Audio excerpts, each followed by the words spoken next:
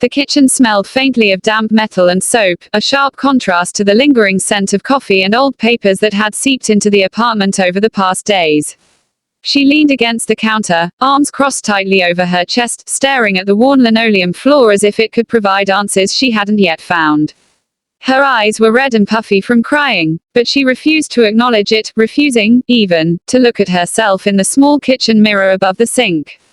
The plumber worked quietly, kneeling beneath the sink with a wrench in hand, the rhythmic scrape and turn of metal a strangely grounding sound. He had been careful not to speak too much, only explaining briefly what he was doing, but now, as he glanced up, something in his gaze softened.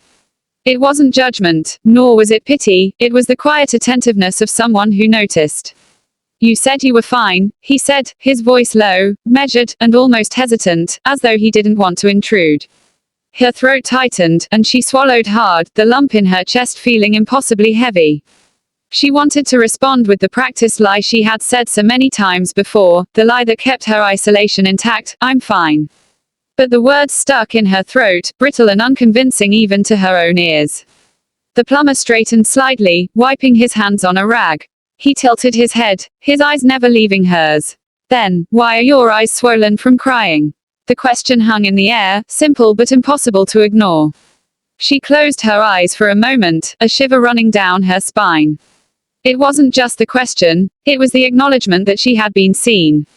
Truly seen, in a way that didn't demand explanations or excuses. Her lips parted, ready to form another weak denial, but nothing came. Instead, she felt the fragile barrier she had built around herself begin to crack. It's nothing," she whispered finally, a faint tremor betraying her composure. He nodded slowly, not pressing further, simply offering the space for her to exist as she was, unguarded. The faucet continued its steady drip, a quiet percussion that seemed to mark the rhythm of a shared, unspoken understanding.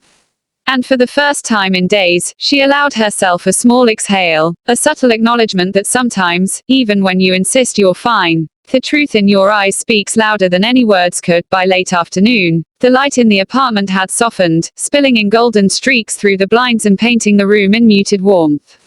She had moved from the couch to the floor, sitting cross-legged in front of the small coffee table, surrounded by open notebooks and scattered pens.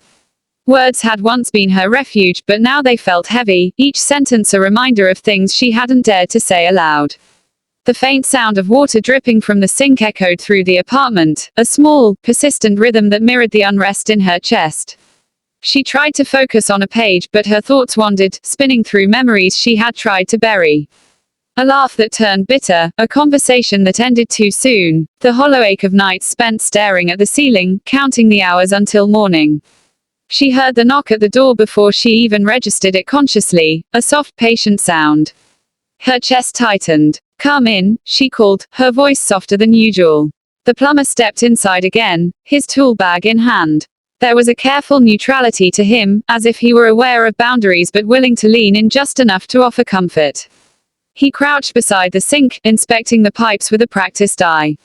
She lingered nearby, hands twisting a thread on her sweater, watching him work.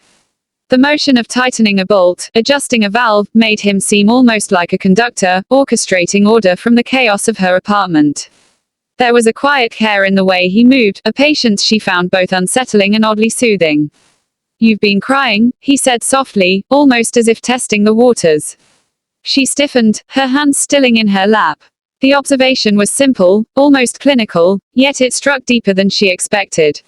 She had rehearsed her denial countless times, the words, "I'm fine," ready on her tongue, but hearing it stated, gently, by someone else made it impossible to hide behind the usual facade.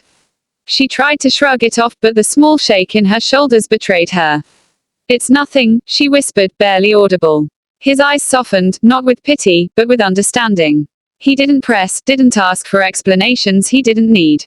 The room filled with a quiet tension, a shared acknowledgement of the invisible weight she carried.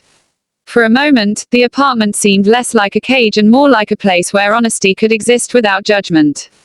And as the faucet continued its steady drip, she realized that sometimes even strangers, with nothing but quiet attention and gentle recognition, could see the cracks you thought only you knew. The apartment felt colder than usual that afternoon, as if the walls themselves were holding the breath.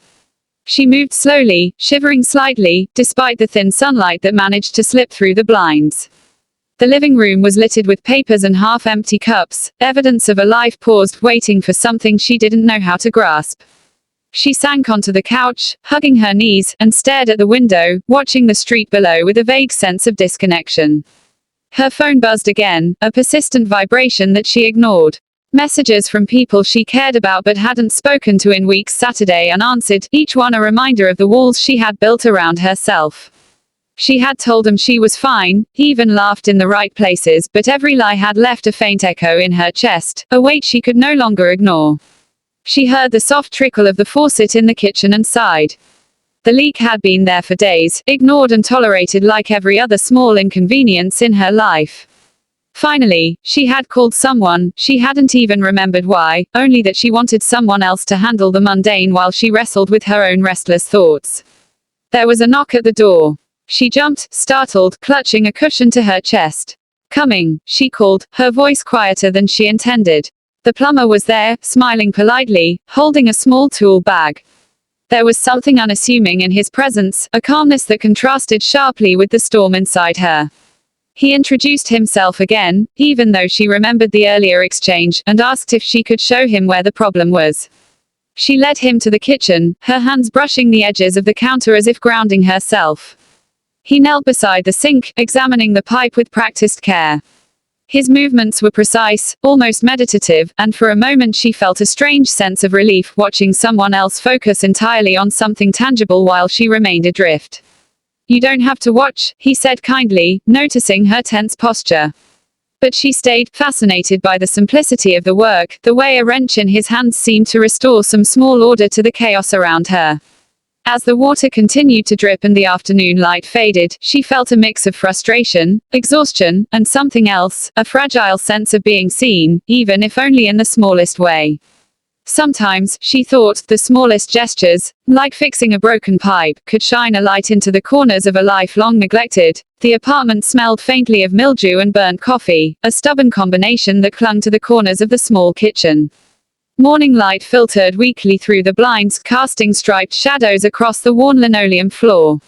She sat at the table, a mug of cold coffee clutched between trembling hands, staring blankly at the steam that no longer rose. The silence around her felt heavier than the world outside, pressing in through the thin walls and the single cracked window. She had woken up hours ago, or maybe it was minutes. It was impossible to tell when the nights were sleepless and the hours blurred together. Her hair fell in messy strands across her face, and she hadn't bothered to brush it. She didn't notice. She hadn't noticed much of anything lately, except for the ache in her chest that wouldn't go away. The faucet dripped rhythmically, each plink a small, constant reminder of things left undone. She reached out to stop it, but her fingers hesitated on the cold metal. It was just a leak, she told herself, just a thing to be fixed. But even that seemed overwhelming today. Her phone buzzed once on the counter, vibrating against the wood. She glanced at it, a message from a friend she hadn't spoken to in weeks. She wanted to reply, to say something casual, something like, "I'm fine," the lie she had repeated so often that it had started to feel like truth. Instead, she set the phone down without touching it, letting the unanswered words hang between her and the empty room. A soft knock on the door startled her. She wasn't expecting anyone. "I'm here to fix the sink," a voice called through the door, calm and unassuming. She opened it slowly, squinting against the morning light. A man stood there, his uniform neat, a tool bag at his feet. He smiled politely, nodding as if greeting an old acquaintance. She stepped aside to let him in, her movements mechanical, almost automatic. She watched him set down his tools, the efficiency of his movements a strange contrast to the chaos inside her own head. And as he knelt to inspect the pipes, she realized with a pang that sometimes strangers see things you can't hide from, that even in casual observation there can be a quiet truth. The faucet dripped, the light flickered, and somewhere deep inside, she wondered if today might be the day the words she refused to speak would finally surface.